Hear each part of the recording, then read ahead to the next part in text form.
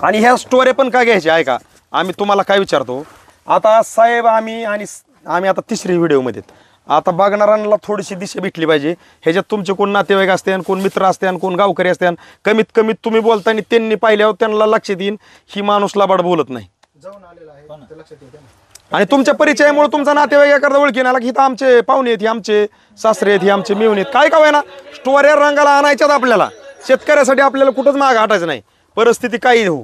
साहेब नमस्कार. हा नमस्कार. तुमचं नाव आणि परिचय सांगा बरं. वैजनाथ गुजर, राहणार नायगाव, तालुका केज, जिल्हा बीड. आलो आलो आलो आलो. हे केळीचा बाग लावल्या त्यावेळेस मी ठरविल ते लावायचा, की पण ह्याची परिस्थिती बघून माझा पूर्ण कॅन्सल झाला, कारण इतका वाया गेला हा बाग. मग ही ज्यावेळेस बाग चांगला दिसला त्यावेळेस माझं यावर्षी बुकिंग, या रोपाचं बुकिंग केलं, कॅन्सल केलेलं. ही चांगला झालाय, आपण येऊ शकतोय. आप्पा गेले ते थोडे वाया गेले ते, त्या ह्याच्यात थोडासा आप्पाचा बाग थोडासा मायनस होता, पण ही चांगल्या क्वालिटीत आल्यावर माझं पुन्हा डबल ठरलं की यार आपण आणू शकतो. आप्पाने आणलंय मग आपण आणू शकतो. त्याच्यामुळे मी आज 3000 रुपयाचं बुकिंग केलंय.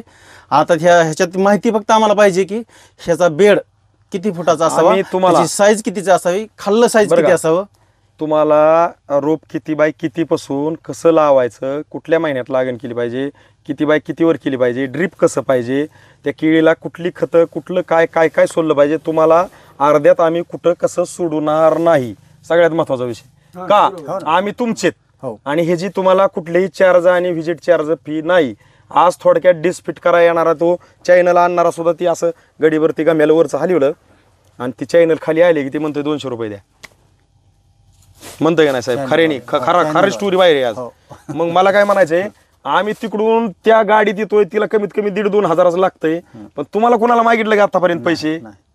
बारीक अभ्यास केल्यावर मी तर एकच शब्द वापरीन, ह्या वापराबायोनिकचं मार्गदर्शन वापरणारा कुठलाही शेतकरी लय भाग्यशाली असन, थोडा नाही लय भाग्यशाली असन. का तर त्याच्या कष्टाला जे भेटणार आहे, हो त्याच्या कष्टाला जे भेटणार आहे.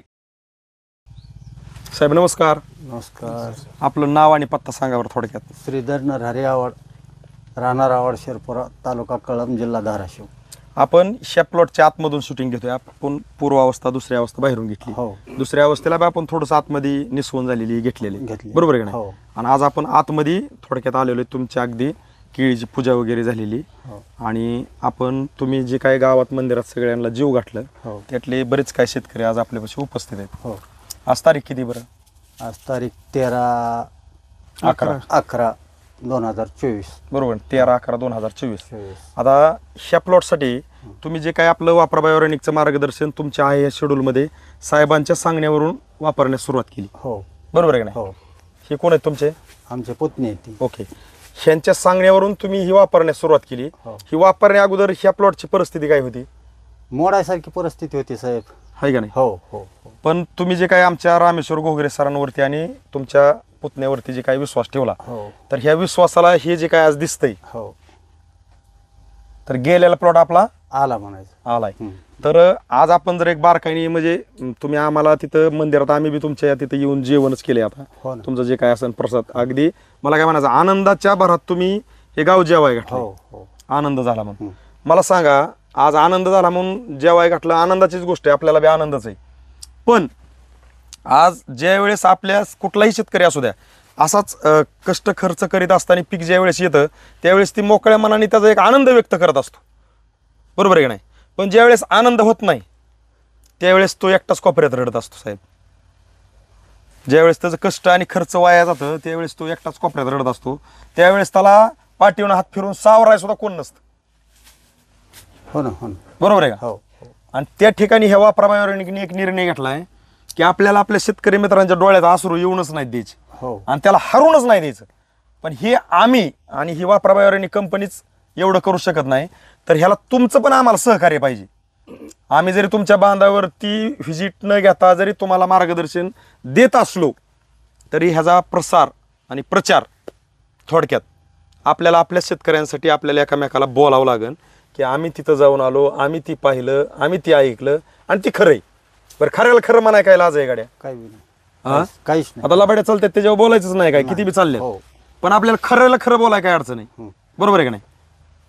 मग आता तुम्ही हे जे काही घेतलेला रिझल्ट आहे आणि तुम्हाला तुमच्या प्लॉटमध्ये झालेले जे बदल आहेत तर ज्यांची काय केळी अगदी खर्च करून कष्ट करून अगदी वय खाल्लेलं, निसवणच्या टायमाला 2-2 महिने निसवण होती, अगदी वादी बारीक राहते, घड बारके पडतात, पाहिजे असे घड बनत नाहीत, अशा शेतकऱ्यांना तुमचा एक सल्ला संदेश म्हणून अनुभवाच्या स्वरूपातून, एक आपुलकीच्या स्वरूपातून तुम्ही काय सांगू शकाल? महाराष्ट्रातल्या शेतकऱ्यांसाठी तुमचा सल्ला काय असेल? ही कंपनीचं जे मार्गदर्शन आहे हे शेतकरी हिताचं कसं आहे, ही तुम्ही काय सांगू शकाल? हे चांगलं म्हणून सांगू शकाल ना साहेब? बरोबर आहे का? हा, चांगलं म्हणून की बिनधास्त वापरायला काय? बिनधास्त घ्या आणि आवश्यक वापर आहे. का तर आज बारकाईने जर अभ्यास केला तर विषय असा आहे की कष्टाला आणि खर्चाला कुठलाही शेतकरी कसल्याही परिस्थितीत कमी नाही. शेतकरी कसा असू दे, बारीक असू दे किंवा मोठा, तो विषय नाही. शेतकरी कष्टाला कमी नाही, खर्चाला कमी नाही. अगदी रात्रीचं दिवस करतोय, दिवसाची रात्र करतोय, पण त्या पिकाला लेकरावानी जपतोय. आणि हे सगळं करत असताना जर पीक अपेक्षित उत्पादन दिन का नाही ही शाश्वती त्याच्या नजरेला दिसती, त्यावेळेस त्या शेतकऱ्यांनी कोणाला गारानं सांगायचं? ही परिस्थिती आजच्या परिस्थितीला खूप गंभीर आहे. त्या ठिकाणी ह्या वापराबाहेर काम काय केले की 34 प्रकारचे कंटेन एकत्र केलेत आणि त्याच्यातनं कार्य खूप असं मोठं केलंय की तुम्ही आपण प्रत्येक शेतकरी कुठल्याही पिकाला जे काही खतं टाकतो तर ती टाकलेली खतं आजच्या परिस्थितीला लागू व्हाय नाहीत. त्याच्यामुळं जमिनी हरड आल्यात, त्याच्यामुळं मुळी चाला नाही. आणि मुळी जर चालली तर ह्या सगळ्याच गोष्टी ऑटोमॅटिकली घडतात. ह्या कंपनीने अभ्यास कशावर केला? आपण जरी काही पण आणून टाकलं तरी कशाच तरी कमतरता जाणवती आणि पीक अपेक्षित वयानुसार वाढ होत नाही. आणि मग वयानुसार वाढ नाही झाली की अपेक्षित उत्पादन भेटत नाही. वयानुसार वाढ नाही झाली की अपेक्षित उत्पादन भेटत नाही. या कंपनीने अभ्यास याच्यावर केला की आपण टाकलेले कुठल्याही जातीचं खताचं विघटन करणे, आपटेक करणे, ती खतं उचलून देणे, आपली जमीन भुसभुशीत करणे, पांढरी मुळी चालू करणे. आणि पांढरी मुळी चालू झाली आणि खताचं विघटन झालेलं त्या मुळीला भेटतंय सगळं आणि मुळीतनं वरती झाडाला जाते, झाडातनं फळाला मिळणार आहे. उत्पादन मागायची काय गरज आहे? जसं आपल्याकडे एखादा नातेवाईक आला, त्याला पहिल्यांदा आलं की आपल्याकडे पाहुणचार काय असतो? तांब भरून पाणी देणे. पाणी झालं काय असतं? चहा असतो. आणि थोड्या वेळातच आपण म्हणतो जीवनच जावा. अगदी 10 मिनिटाच्या आसपास आपण म्हणतो जीवनच जावा. हे काय झालं? आपला पाहुणचार. आता ही पीक आपण कुठलंही लावत असताना आपण जर केळीला म्हणलं की तू माझ्या रानात लावली आणि तुला यावं लागन, माझी परिस्थिती लय खराब आहे, तिच्या कानात जरी जाऊन सांगितलं तिला कळन का? केळी असू दे किंवा कुठलं पीक असू द्या. जसं पाहुणा आल्यानंतर त्याला पाहुणचार केल्यावर, पाहुणा गेल्यानंतर गावाकडं घरात बसल्यानंतर संध्याकाळी जेवणाच्या टायमाला म्हणतो मी अमुककडे गेलतो, मला माझा पाहुणचार खूप छान केला, माणसं छान आहेत, हाच शब्द निघतो ना. आणि जर तांबर बी पाणी नाही दिलं तोच काय म्हणतो घरी जेव्हा बसल्यावर? काय माणसं येतात, पाणी तरी द्यावं की त्यांनी, पाणी. बाकीचं चॅन ती तर लय लांब राहिला. तसं ही पीक आज काय सांगतंय की तुम्ही तुमच्या पद्धतीने सगळं टाकताय पण मला वरती भेटा नाही.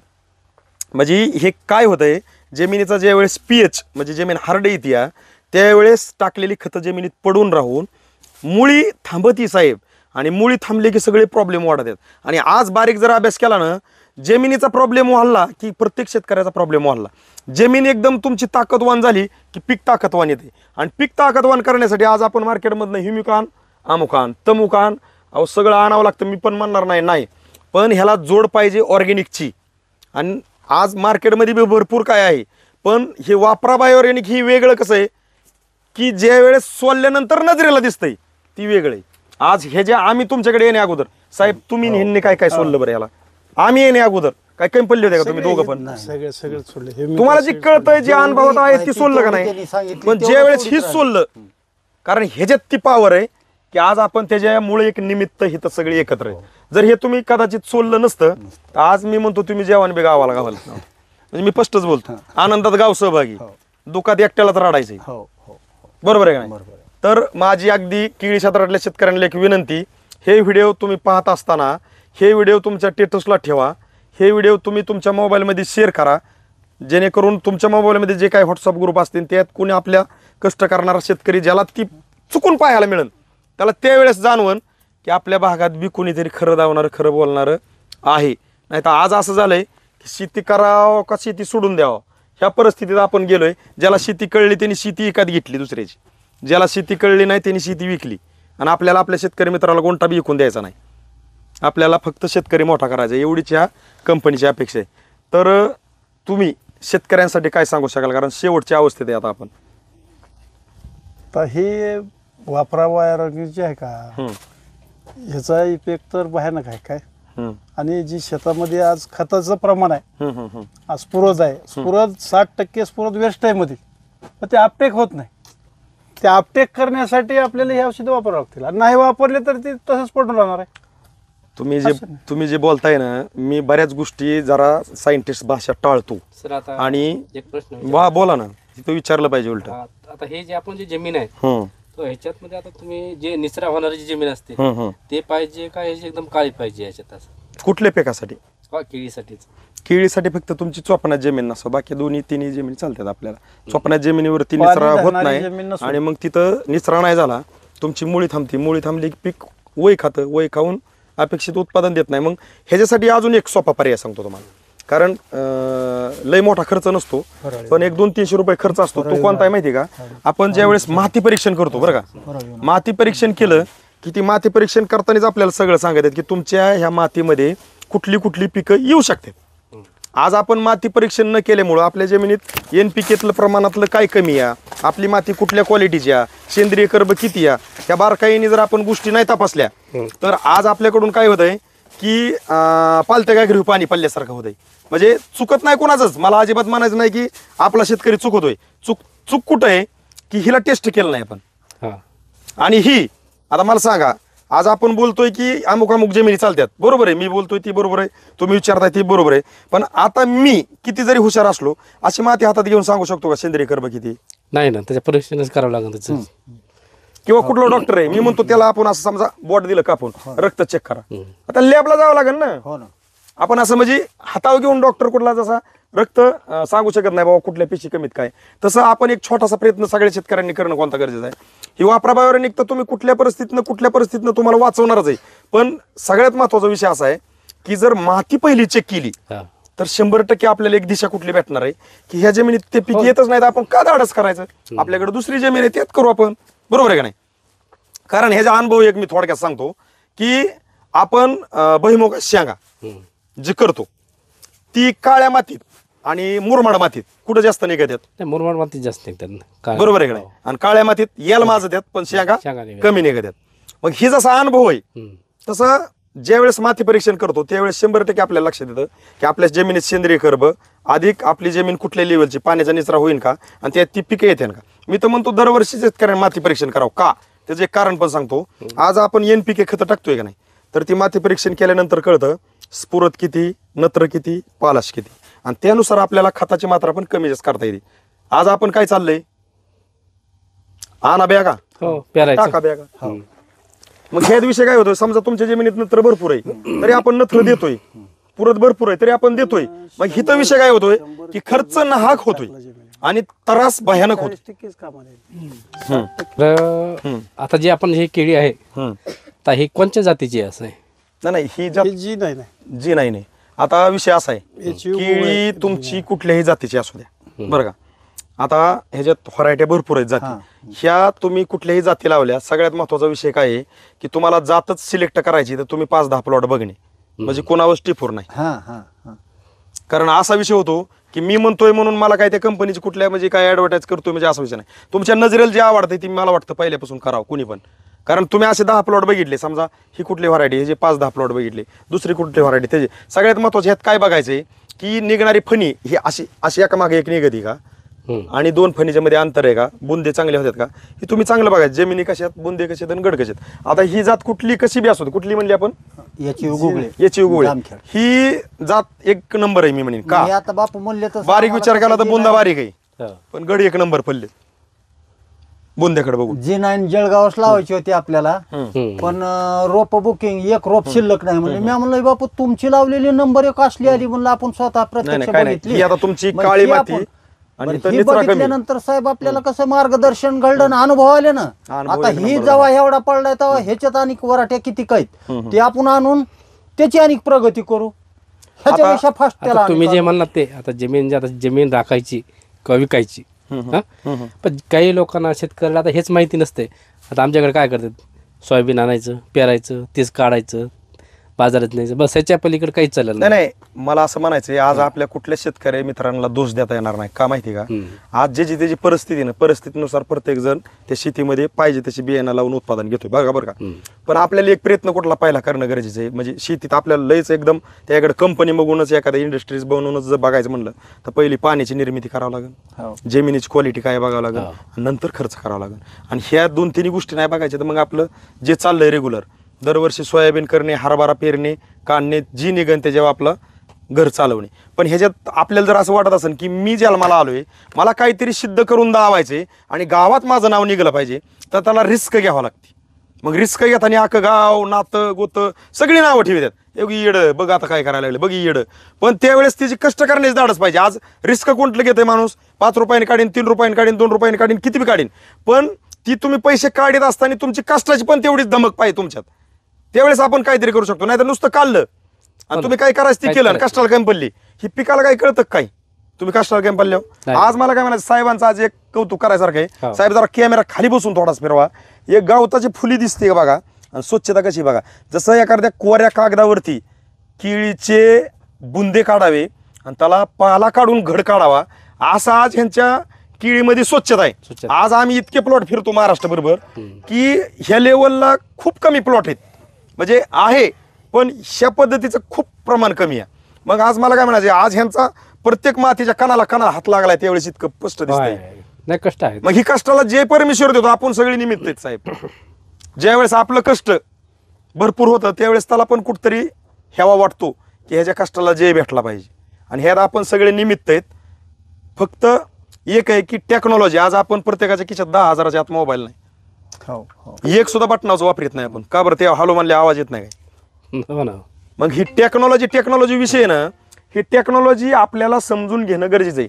हे वापराबाहेर 4 कंटेंट टाकून प्रोडक्ट बनवलं नाही साहेब.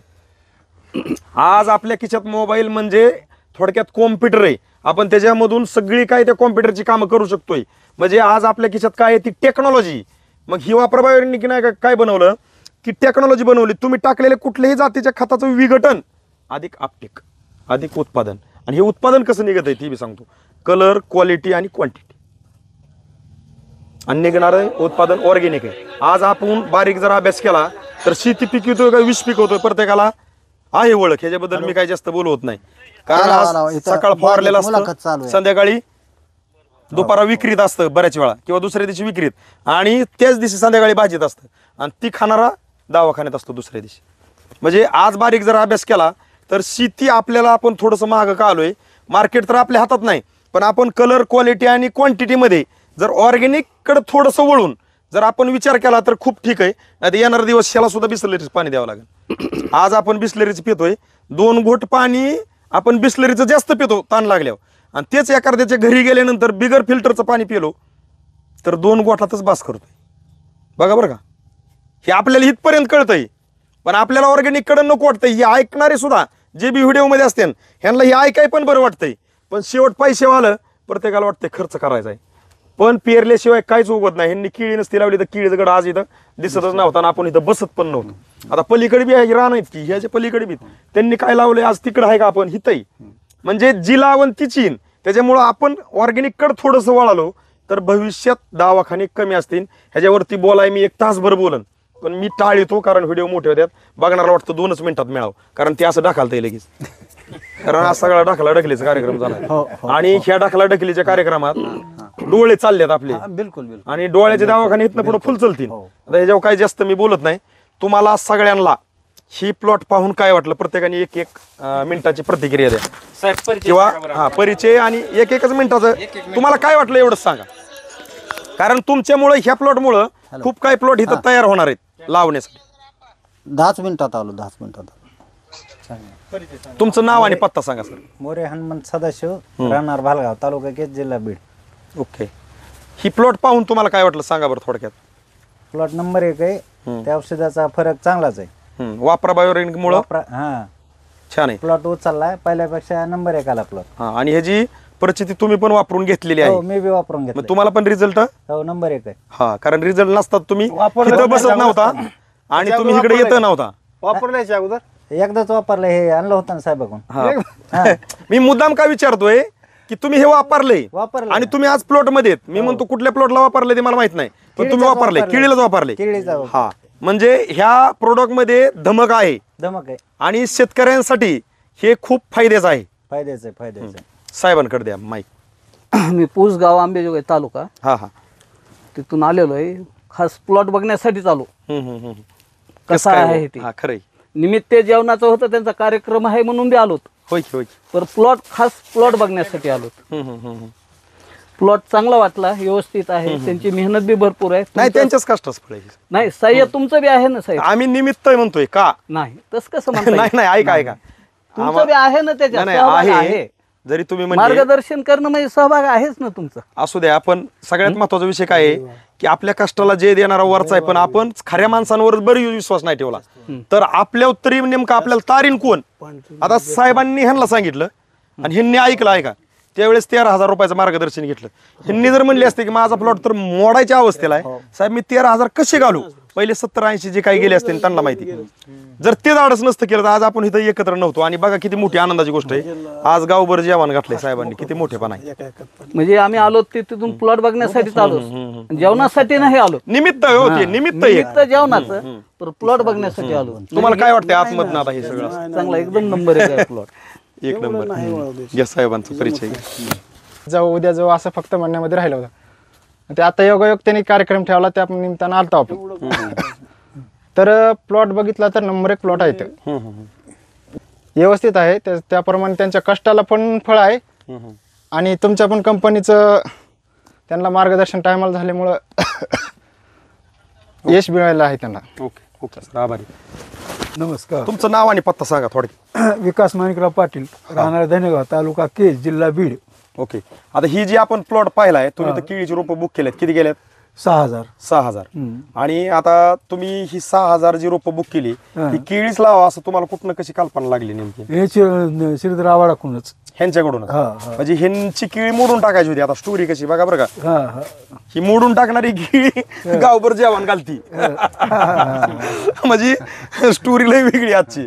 मोडून टाकणारी केळी गावभर जेवण घालती. आज साहेबांनी जेवण घातले, आपण जीवनच आलोय, खरं बोलायला काय हरकत नाही. आणि ह्यांचे हे केळीमध्ये वापरा बायोरेनिकचं मार्गदर्शन वापरून मोडून टाकणारी केळी एक नंबर आली. आणि ह्याच्या एक प्रेरणा भेटली तुम्हाला की ह्या प्लॉट वरून की आपण पण केळी लावली तर आपल्याला मार्गदर्शक आहेत, आपल्याला केळी लावाय काय हरकत नाही. आणि ह्या एक अनुभवाच्या थोडक्यात ह्या विश्वासाच्या जोरावरती तुम्ही 6,000 झाडाची बुकिंग केली. मग बुकिंग केली. तर हे जे मार्गदर्शन साहेबांनी, आवाड साहेबांनी वापरलं, हे तुम्ही वापरणार आहेत का नाही वापरणार? नाही, हेच वापरणार आम्ही पहिल्यापासून? पहिल्यापासून शेवटपर्यंत. आम्ही रोप यायच्या अगोदर तुमच्या कंपनीचं औषध घेतलंय ना.